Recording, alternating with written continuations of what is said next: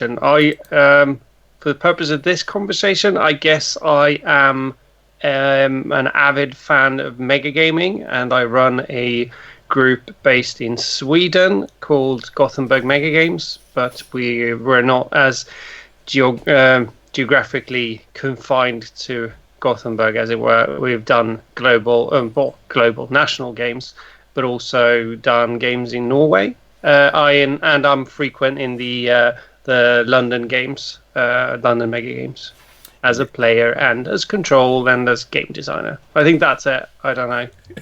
Yeah, no, that's a good introduction. Johan's also designed some games. You've designed Event Horizon is your own game. Yeah, Cool. based on the movie that desperately needed a game. So Like most mega games are based on something that desperately needed a mega game. yeah, absolutely. So I was unfortunately absent for Event Horizon because I was off being a geek, LARPing. The game sounded like fun. So that, as I understand it, is a game of terror set in space. People trying to find out what the hell happened on the Event Horizon. Yeah, it's basically one of my favorite genre of movies is everybody goes into space and dies. I wanted to do something like that. That sort of what's it called when you play to lose, that sort of thing. It's based off of that. It's a play to lose. Everyone dies in the end horribly. So it's more or less about managing how you lose horribly to the Event Horizon. Exactly, yes. But Okey-doke. the fun thing about it is I've tried to take the concept of the emerging gameplay and use that as a tool to, because the game starts as pretty much a blank slate. There's a ship, but then as people interact with it, there are no set sort of plot twists or anything like that. It's all player generated. So the way you horribly die is up to you. That I'm not sure that's probably all that comforting as people die horribly, set alone in the The common vastness of theme in mega space. games. Yeah, that is true. How badly are you going to die? Exactly. Okay. So you've also run the Paradox Interactive game based on Europa Universalis, haven't you? Yeah. Cool. So what was that like? Obviously, because that comes from a very different place than most mega game designs. It was actually Well, done by someone in Paradox. yeah. That one was kind of yes, funny in a way because we were just starting up, and this guy from Paradox contacted us and said, "Oh, great, you're doing mega games in Sweden. I've done this mega game for Europa Universalis that we ran as a convention game, and it worked really well. Do you want to run it? Paradox will just give it to you for free." And I was like, "Great, sure, absolutely, Thanks very let's much, do that." guys. But what we got off of Paradox in the end was a sort of very much a game for their convention kind of thing. So you needed to have played a couple of hundred hours of Europa Universalis to even get what the mechanics were or anything like that. So we had to sit down and sort of hammer out the details on how to make the game work for anyone who hadn't played it, which was myself included. I'd never played it. I liked the idea of and the setting of they set the game sort of in the time period of the 30-year war, which is an interesting setting. It's a really Yeah. interesting setting. But we hammered it out with Mega Game Oslo doing a lot of the sort of hardcore mechanics design. That's not really my forte, but they did a lot of that, and I did more of the sort of Mega Game-y bits, which would be sort of team conflict and interaction and politics game and that sort of stuff. Okay, because that leads nicely into the question. You've answered some of it there that we got sent in by Michael Donek, which was, I'm an avid player of Europa Universalis. The trade mechanic in that game is notoriously Byzantine in its complexity. Could you explain how you adapted that system to an online mega game? Now, that, Michael, wasn't actually an online mega game, that was one in person, but I think the meat of that question still stands, basically, around We how did you make the trade game work? we basically like you. It is like for those of you who have played many mega games, there is this thing of where you have something that you're not sure if it's going to work or not. You try to isolate it as a separate thing and keep it in a separate room. We sort of did that for the trade game because we were unsure of how much you can have that spill over into the rest of the game. The way that Europa Universalis is set up as a mega game is it's set up on because the computer game has layers of maps on top of each other. It's the same geographical area, but you have different things going on. You have the trade, you have religion, you have loads of different things. And the way we solved that was not by layering different maps, but having actual different maps set in different areas of the venue, and then different types of, well, different parts of your team were some people were doing the military game, some people were doing the trade game, and some people were doing the religion game. So that was on a separate map, but interlinked with the economy of the game. So everything from how many provinces you had to your religious influence to your trade was then at the end of a turn that was turned into a spreadsheet that Control had basically, and that hammered out what you got from it. But to put it sort of as plainly as possible, it was on a separate map, sort of fairly contained, so it doesn't spill over into other parts of the game. Because what you don't want is to have the same map for military players, religion, and trade on the same thing, because then, as you are very well aware, I'm guessing, you would have military players trying to influence the trade game, and the religious players trying to influence the military game, and so forth, and that would break it. That would just destroy the game. So yeah, absolutely. I suppose the temptation would be if people were at the map and they could see these different elements of the game, why wouldn't they really want to interact with them? So yeah. Keeping them separate definitely seems smart. So we got a question from Becky Blogs of the wonderful Becky Blogs. Check out her stuff. What's your favourite game that you've played? Oh God, it's such a hard question because they're good in different ways. I think some games teach you stuff about yourself. Some games are just fun. Some games you look back on with nostalgia. I hold the first run of the first game I played in London was the zombie game Urban Nightmare, the wide area mega game. Yeah. And while a lot of things can be said about that run of the game, and I was playing state police for the biggest state on my own because the rest of my team didn't turn up, and that was my third ever mega game. That was a bit overwhelming to say the least, but I look back on that as a lot of fun. There was loads of fun moments. I have to say, sort of playing, that I really enjoy Crisis in Elysium. I think that's the most fun I had in mega games. It's such a just wonderful, explosive environment, and the subject matter of the first couple of 100 years on Mars is a really interesting sort of setting for me. So I'll have to say Crisis in Elysium. Yeah, but both for all of the above reasons, it's a fun game to play. It's mechanically sound. And it's a subject matter that I find interesting. Plus, there's a bit of nostalgia because it was like the second game I ever played in London. What role were you playing in that game? First one, the London run, I was playing the head of the Utopians. Yeah, okay. And I was assassinated like 3 times that game. And, it's a good... Well, Becky will enjoy this because it's the first time she was killed in a mega game. And it was by me. Yay! That is indeed an honour. That doesn't happen to Becky very often. In front of your eyes, I think, Matt.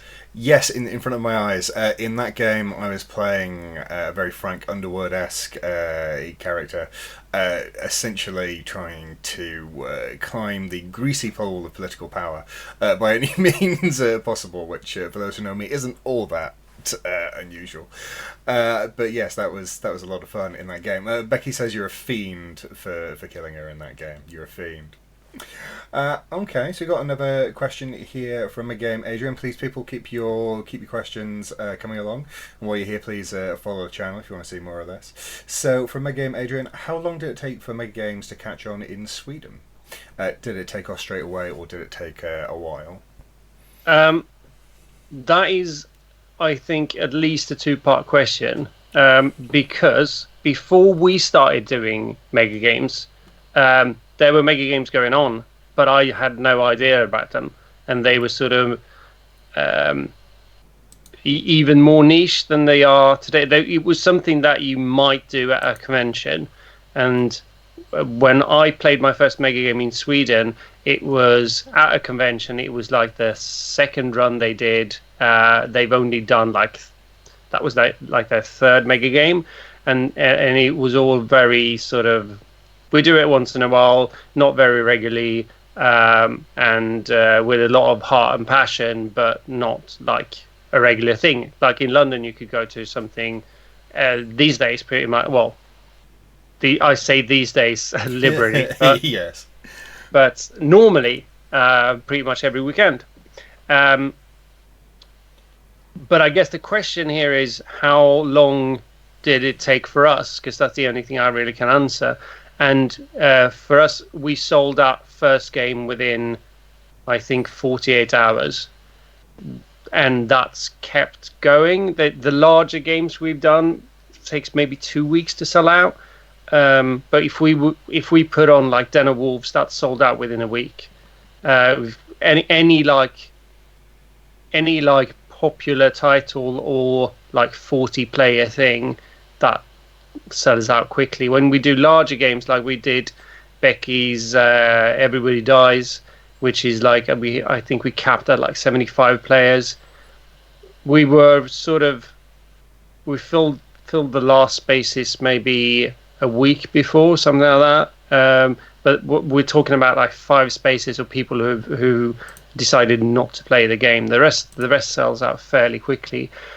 In terms of it being established as a way of doing games, don't really know. It seems to be popular, and it's not. We do get regulars, but we put on like, I don't know, 8 games a year, something like that, on a regular basis, 7-8 games a year, and some regulars, like, I don't know, 5 or 6 players come to every game. Then you have like 20 odd players who come to 3 or 4 games a year, and then you always have the new players and that. So, but for us, it was easy to establish the sort of player base for it. But that in part is because Gothenburg, which is the second biggest city in Sweden, is like the gaming hub of Sweden. So you have a lot of gaming, you have a lot of gaming culture, both for like online, offline, board games, LARPs, everything. So is in that regard, it's not Stockholm. Stockholm is not the capital. It's not like it would be like Bristol being the center of Mega Games for the UK, I guess. Yeah. Okay.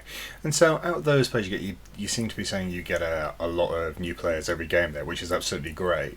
How many of those do you kind of think convert into regular players? Because I know essentially everyone in Mega Gaming has at some stage or another on some medium talked about how do we get people to come back to more than one. So what's your kind of feel over what retention you get there? I haven't really done the numbers. I should have. We did the numbers when I think it was Rob Grayston who did something for Mega Game Assembly, I think. Yeah. And we looked at the numbers there, and we had a higher retention rate, but only slightly higher. And we have some players who come. Very few players have only come to just the one game. I can tell you that. Right. But you get a few players who turn up to maybe 2 games a year. and out of the last games that we've done, you have the odd new player who say that they're going to come back. We always try to do the questionnaires at the end of it just to gauge how well the game has done, and if we lost someone along the way. Sometimes you do. Like the first run of Crisis in Elysium that we did, we lost a player like halfway through the game, and we had like one walkout or two walkouts for other games that we've done. But usually, we put a lot of effort into people having fun. I know this is sort of a, I don't know, different groups think about this in different ways. Some groups aim for more of a, I don't know, gamistic perspective of it being something where you compete, or some are in it for the sort of historical reenactment, or some do it because they love sci-fi, and but we generally and wholeheartedly believe that you should have fun playing our games, and so I'm hoping that we get higher player retention because of that, or at least we get player retention because of that. But it is important that you have fun when you play games with us. It is central to what we do. Yeah, and I think not just having fun when people play games with you, but I suppose any group, any game you play, you're playing to have fun in one way or another, whether that is because you like a very historically accurate, a very gamified system, a very freeform narrative. So I suppose that's basically about finding the right mega game or mega game group for you, essentially. And that is something I would, from my personal perspective, shout out to people watching. If you maybe haven't played mega games, you've played, I'm assuming everyone who's watching this has played a mega game, to be honest. But if you only played one or two, to make sure you find the right group and the right type of games for you, because it's very important. So next question then, do you notice any ways that different nationalities play mega games? That's from Megagame. Adrian, I think that's a great kind of question, because you've played in Sweden, Denmark, the UK, so you've played in a few different places. What do you think? I'll come back to that. I'll just have to say something about establishing mega gaming on a new scene. The one thing that I did notice is that when people started signing up for the first games, they were doing that as a complete team. 4 people signing up to play the US in Watch the Skies, and another 4 players. You don't get one player who goes, put me in anywhere. We do get that now, so that's maybe a sign of some sort of maturity on the scene. But coming back to nationalities, I think there are huge differences, especially now that we've done Den of Wolves with Swedes, people from the UK, Canadians, Americans, and Australians. There's a huge difference in play style, in approach to competition, in approach to interaction. Everyone does it in the spirit of fun, but I think it's not the difference between the Americans and the Brits is less than I would have thought. That's interesting. You're both very confrontational when it comes to playing, and shenanigans. I think both the UK players and the American players are very much up for doing shit, to be perfectly honest. We noticed like the Canadians and the Swedish players are very much alike, very much a sort of consensus basis approach to gaming and interacting with other teams and that. So that was very interesting. I can't say much for the Australians. I didn't notice them doing anything out of the ordinary. But you could the Canadian ship was really very much what you would sort of culturally expect from Canada.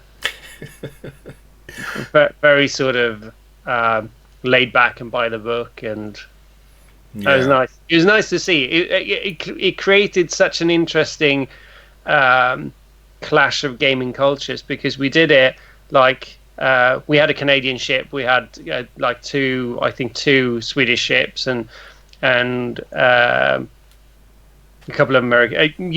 We tried to keep nationalities to certain ships because you don't want it to clash sort of on the ship. But that was really interesting. Yeah, that is interesting. I wouldn't. So I've played games over in America for Gen Con, and I suppose Brits and Americans both playstyles are fairly confrontational, but I suppose I would say that the difference I found with the American players is they're more kind of play to win, more kind of victory point scenarios built into the games than I've seen in games coming out of UK and Sweden. In general, Australia as well. I know there's one of the games that does have kind of victory conditions in there. Most of the games over in America didn't have those. That was always kind of been a big point out for me in the difference between those kind of cultures. And just coming back to your thing about when you first started the group, people would join as teams, some would join as individuals. That's a journey I went through myself. First game I went to, okay, I didn't know anyone, so I was by myself, but second game we'd arranged to go to Watch the Skies 2 as a group, and we played like 4 or 5 of us on the South Korean team, and I did that for the next couple of games with people I knew. So yeah, I think you're absolutely right in calling that out as part of an evolved kind of group, is that you get people coming back and going, okay, this isn't frightening anymore, it's not too crazy, I'm happy to just rock up and see what's going on. Yeah, so if you are someone who's looking to establish mega games locally where you are, just make sure you have enough groups of friends that want to sign up for it, because I think that is really key. After a couple of games, they're going to sign up individually, but just to bridge that first step of wanting to try, and pick a game that will be fun and easy to do, like Watch the Skies of Den of Wolves. Anyone can play it and anyone will enjoy it. It's not complicated, and just make sure that you have like enough groups of friends to do it. I think that's it. Yeah, one more follow up from me there before I go back to some of the questions on the right. And people, please keep your questions coming in. You mentioned that you kind of ran Watch the Skies, one of your first games there, to keep it easy. But of course, you didn't just do that. You rewrote the economy section of the game. So what was kind of behind that? How did that happen? Me personally, I come from a sort of business perspective, and economy is what I do for a job. I'm particularly interested in geopolitical economy. I don't do that for a job, but I sort of wish I would at times. But when we implemented that thing, it was when Trump started his trade war with China, which was really interesting because it brings to the front of your mind that sort of how do you hurt China, and how do you hurt the US in a game designed for them to be sort of Watch the Skies is designed so that the US is the sort of invulnerable giant, and I like the asymmetry of Watch the Skies. I like being able to play as the underdog, play Brazil or Japan or France for that matter. But I also like the nuance of being able to get under America's skin by just cutting trade. So I started looking at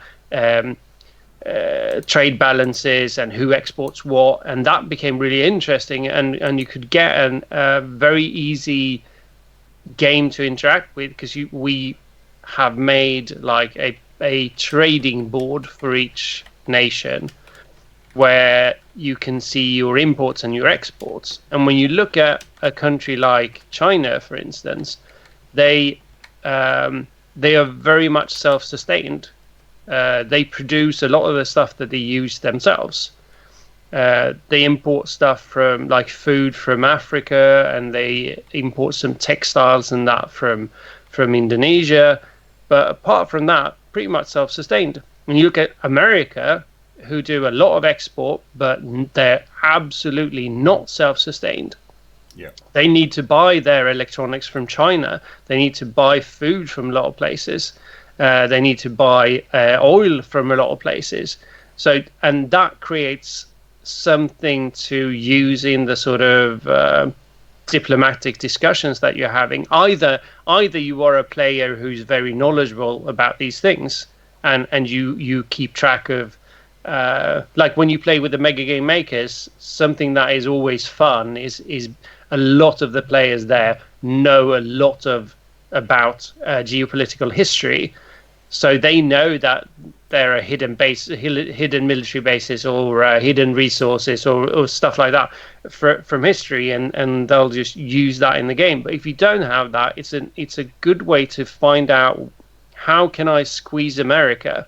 And you do that by just looking at the board and then role playing off it, basically. Yeah. Okay, that's really cool. So we got a question from Kurtler. What surprised you most about Den of Wolves Online? That it worked. Oh, okay. Did you have significant worries about that? Yes, because as much as I like to think that I'm a carefree guy, I do like to manage my mega games by giving a lot of autonomy to individual controls. There was absolutely no way to keep a coherent narrative for game control. And we knew that at the start of the game. We knew that this is going to be a narrative that is completely carried by the players. And that's good in a way because I can't do anything about it, but it's also very scary because it might end up with people not having a good time because there's no, like I said, coherent narrative. So that's that. I wasn't worried about the sort of technology or using Discord or anything like that because Nicholas, who's my sort of partner in crime, showed me a solid setup that he done. I wasn't worried about that, but I was worried about then not being a game there. Right. Okay. Which is surprising to me. Obviously, I played along. I streamed it. It's up. It's up in the videos, people. And I thought it was great. There were some differences to a normal kind of Watch the Skies run, but in the main, it seemed to flow really smoothly and things worked, which was really really good. So. Going on from that, we've got a question that's sent in to SurveyMonkey by Patrick Rose, who was the XO of the Icebreaker on the day. What bit of the game do you think was definitely not going to survive the format and were surprised when it did? Ooh, I wouldn't say it survived it. The handling of physical tokens to represent resources, we tried to stay as close to the original design as feasibly possible, and having when you can't move tokens around, that becomes abstracted to a degree where you either don't care about it or you don't see it. I was afraid that was not going to work doing that through like spreadsheets like we did, and while the handling of that was, cumbersome to say the least.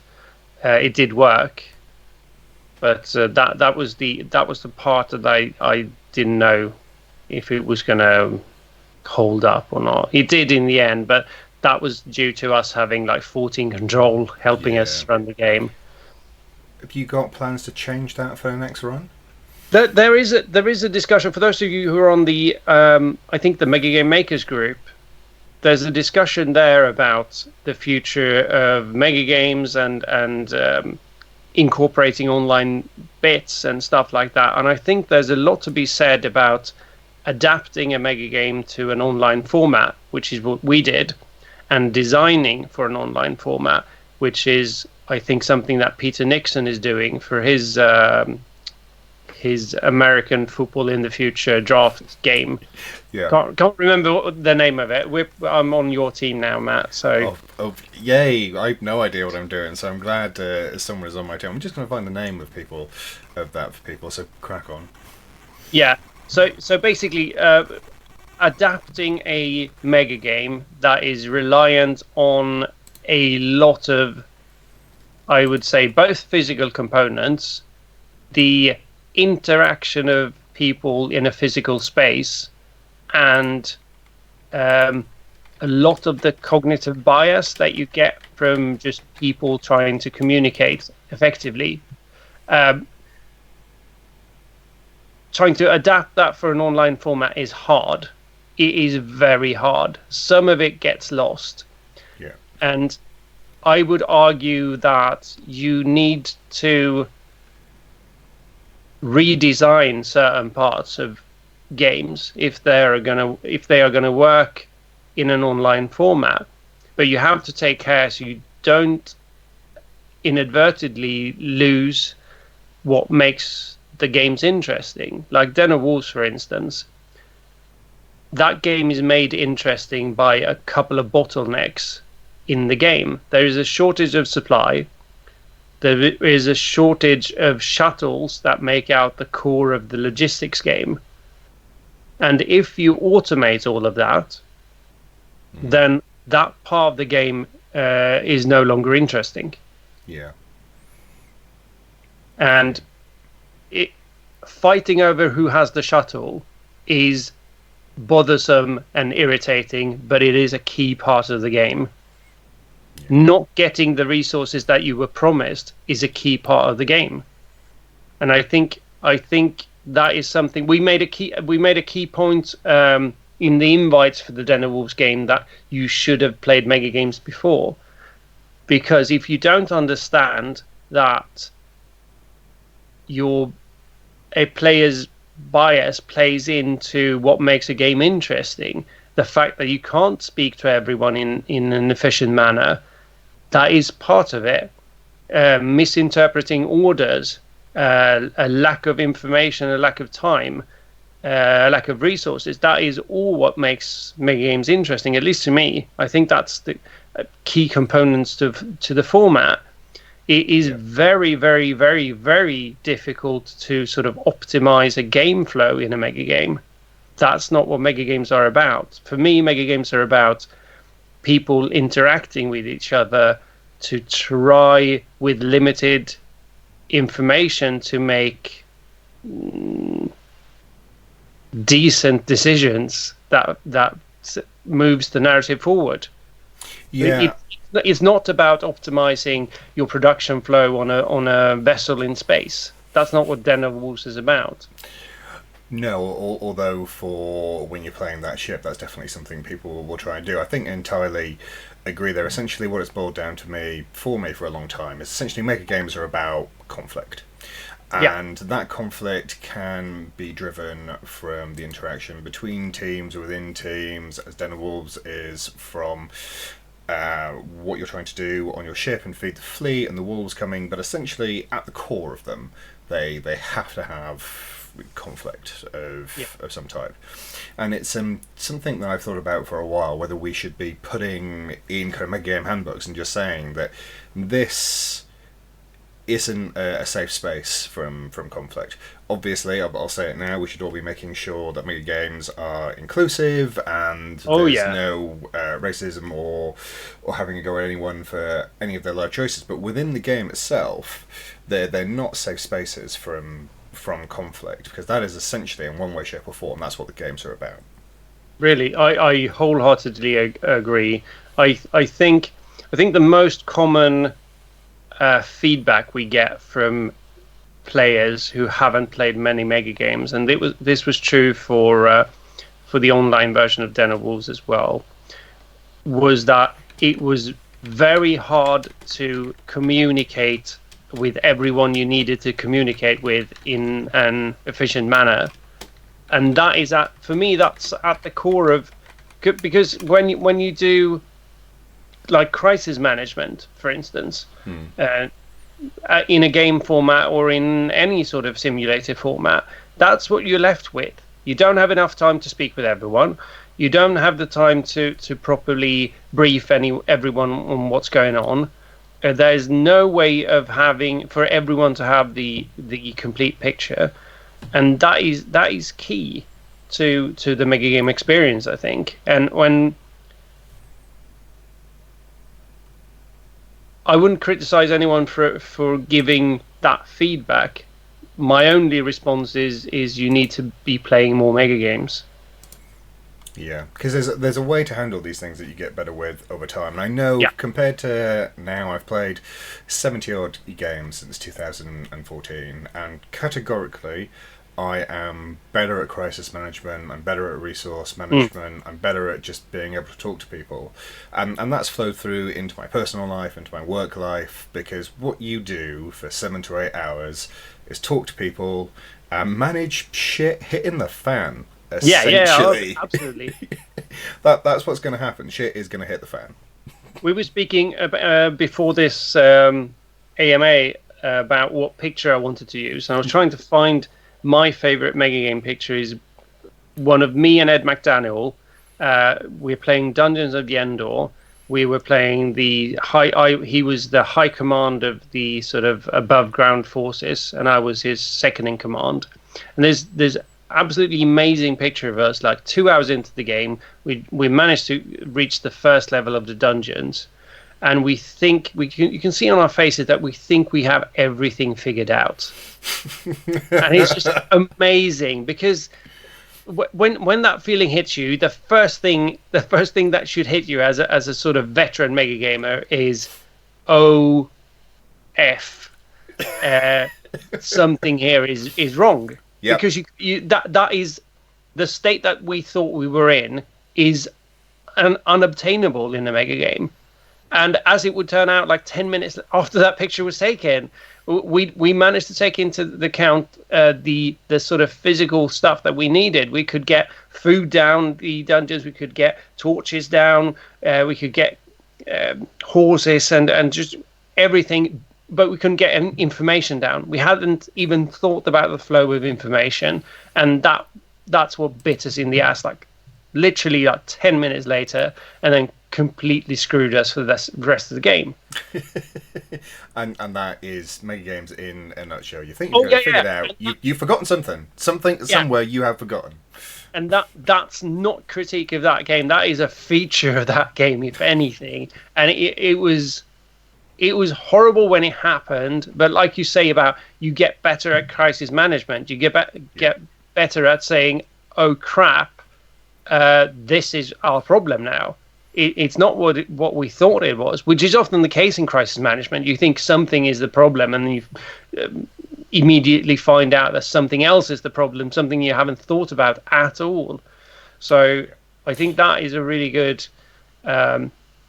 for me, and I know for Ed as well. That was a really good but very harsh learning experience. Yeah, and I would agree with that. I mean, I do project management quite a bit for work, and it's the stuff that you haven't thought about. No matter how well you've done your risk management strategy, Yeah. and it always goes wrong somewhere. So, Jury 143 is saying after 200 plus mega games, and he's still learning how to deal with shit.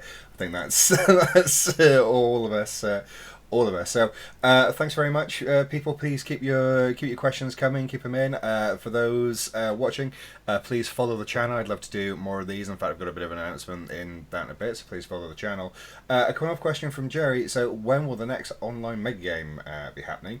I think, Jerry, the next one is the sports mega game by the Mega Game Coalition. That's the official name now, is it? Well, It's the sports one. the sports mega game. No, it's not. It's Draft Night 3077. So join 64 other players in fantasy sports draft for the world's most popular sci-fi sport. So I believe that's happening on something like the 18th. I'm planning to play that. Okie dokie, so what have we got next? Let's go back to Survey Monkey. So, what sort of games would work well for an online mega game? What wouldn't? I don't think there's any coincidence we got a lot of questions about the online stuff because No, no, we no. just hit the first one. So. I'll just have to say we've been trying to coordinate with Peter Nixon so we don't collide with his draft night. One, because I want to play it, Yeah, same here. and don't shy away from it like I did because it says draft. That had me about. It was after I stopped reading at draft, and then someone in one of the chat groups, Mega Game chat groups, just said, no, you need to read past draft. It does get better. And when I read the rest of it, I just immediately want to play it. So don't shy away from that. It's not the sports Mega Game as such. Maybe it is, and maybe that's going to be fun. I don't know. I desperately want to try it. But we are running Den Wolves again with. And we've updated all the things that we thought were cumbersome. So it's going to be a very much more of a smoother ride. But back to the question of what works and what doesn't work. I would say, and maybe this is a bit weird for not something that you would expect necessarily, but I would say the games that have a lot of talking rather than a lot of components moving around, you can do a lot in like Roll20 or a tabletop sim of any kind where you can move stuff around. We did that for the battle map in Den of Wolves. But the key part of Den of Wolves is talking to other people, key part of arguably any mega game. I would say, and this is a bit of a shame, that anything that says designed by Alex Beck will be very, very hard to do online because he has I don't know, like Mirror Shades is like 2,500 cards, something like that. It's something ridiculous like that. Yeah, I think he said 3,000 cards was Yeah, was one of his games, and I would say now that obviously. I wouldn't confuse what we're saying here about they might not go well online with the games themselves, because the games themselves in game and in person, having all that information on cards, it had been done previously, but Alex really took it up and ran with it, and it compartmentalizes how much you have to learn rules at the beginning of the day. Oh yeah, really down. Yeah, but it's hard to do it. Okay, it's not hard to do online, but it requires a lot in the translation of it. Like I was saying before about adapting for online and designing for online, because there's a lot of that you could do, like if you'd done it in a different way and maybe not card based, or maybe someone comes up with a sort of handy system for handling cards in an online game. I don't know, but it's just a lot of work translating cards to, or card mechanics to, anything that you do, because you play stuff in sequence. It depends on where you trigger special things. You play in sequence or out of sequence. All that stuff becomes very difficult unless you have like a dedicated system for it. If you're playing Hearthstone, for instance, you have that system, and that system is in place, and that's an excellent online game. Not necessarily a great mega game experience. It might be, I don't know, but I would say a couple of titles that I think would work well would be obviously Den of Wolves. I think Watch the Skies would easily translate into an online format without a doubt. I would argue that Ben Moore's An Undeniable Victory would be a really interesting online game, because that is very much about structure and talking and getting shouted at and demoted and that sort of stuff. That's an interesting one, just because I would have thought that there's quite a lot of board game mechanics in there that are like kind of hidden role. I suppose maybe the hidden role would help, but there's a lot of meat in the combat game there. Yeah, but that's not necessarily a hard thing to do, because the combat game in itself is moving stuff around and adhere and following the rules. For moving stuff around, whereas a Alex Beck sort of more card-driven game would be, like I said, more of a sequence of play problem rather than anything else. And I don't think you because you have for any sort of operational game, it is compartmentalized in the way that people play it, meaning that only a few players are actually involved in that. I think the procurement game for Undeniable Victory would work really well in an online format. Having said things about Alex Beck's games, I think, but that's like his Monsterville Mansion, few tweaks would not pose the same problem with playing cards in sequence and that, because that's not what the cards do in that game, and you upgrade rooms and stuff like that. That could easily be done in Roll20 with not many problems. So that would possibly work. Still requires a lot of work, but generally speaking, I would say, like, from the sort of titles that rely on discussion and council games, I think like Washington Conference would be an excellent online game. Yeah, and I've just noticed there's some comments in the on the Twitch here. Dancing Congress or Washington Conference would work well. Outreach, Megagame, Adrian, Tommy Ross kind of talking about that, and I think that's entirely right as well. Denver Walls, Washington Conference, the first one of that I went to, is one of my favorite games. I ran a committee for 6 hours. And it's amazing. Loved it. I loved it. I never thought I would love running a committee for 6 hours. It is amazing. But yeah, okay, everyone, keep the questions going. We've got one from James Olver here, which may be a controversial question. The world's largest mega game is played annually and is often held in Sweden. Unusually in this game was winners declared and must host the following year. This year's event is sadly postponed. Do you have any advice to UK on improving their performance at the Eurovision Song Contest? For an online format, Yes. I try to stay as far away from the Eurovision as I possibly can. It's a matter of mental health. Well, I always enjoy hosting Eurovision parties. So I'm sad we're not going to get to do that this year. Yeah, I love it. I love Eurovision. I love the tunes. I do not. Okay, we won't keep your questions coming. Let's see, what have we got here? And can I adapt one of Megagame Adrian's questions? Actually, Assassins and Megagames, surely not. What do you think of assassination mechanics in Megagames? I often kind of think in general, they're poorly done. But adapting that into a question, what do you think about Assassins and Megagames? First off, arbitrary death in any game is awful. Yeah. So let's just get that out of the way.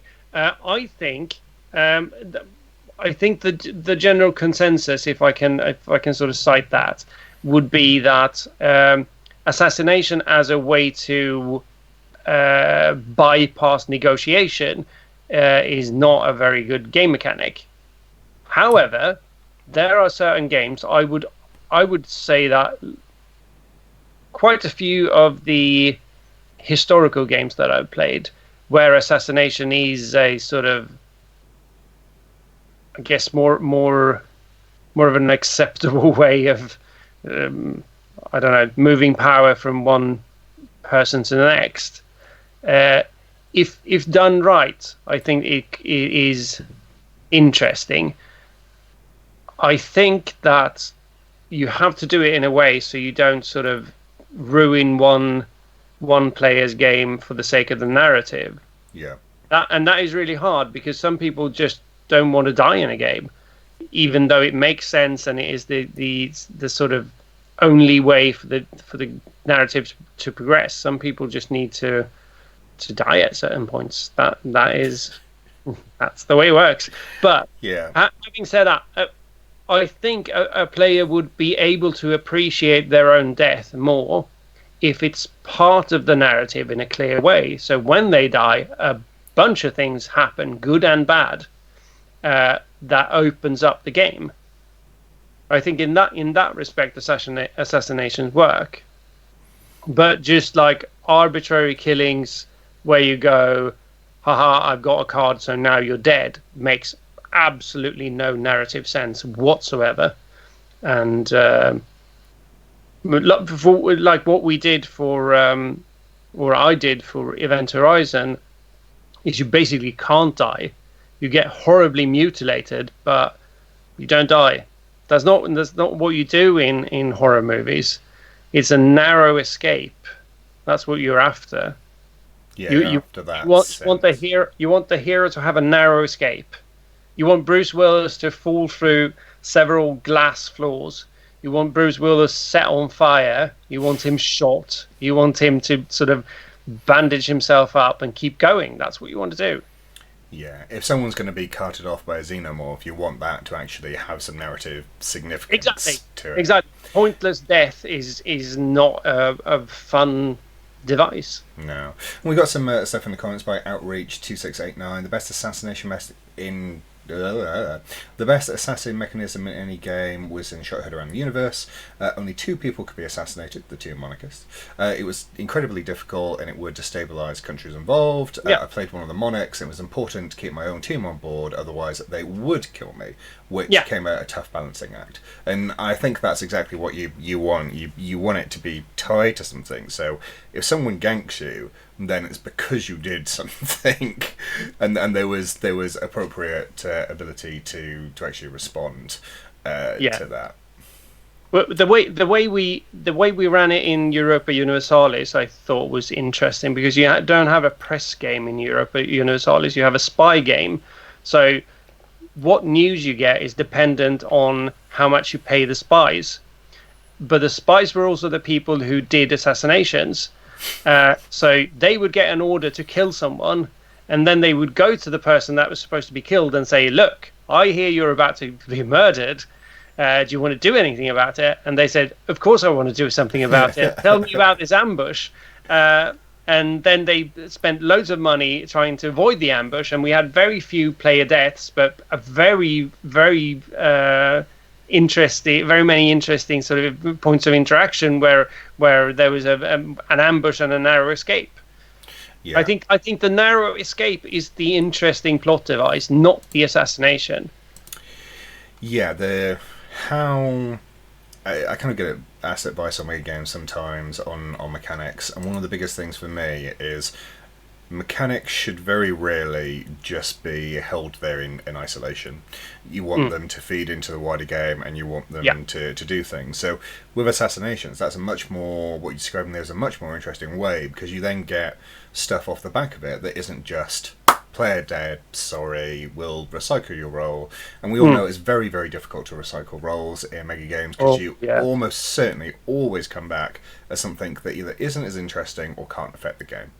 Yeah. And I've had that happen to me a few times, and I know other people have had it happen to them, and that's very, very difficult to deal with. So I have to say though, the way that Becky handles it in Everybody Dies is interesting, because you get cycled in with someone with a grudge.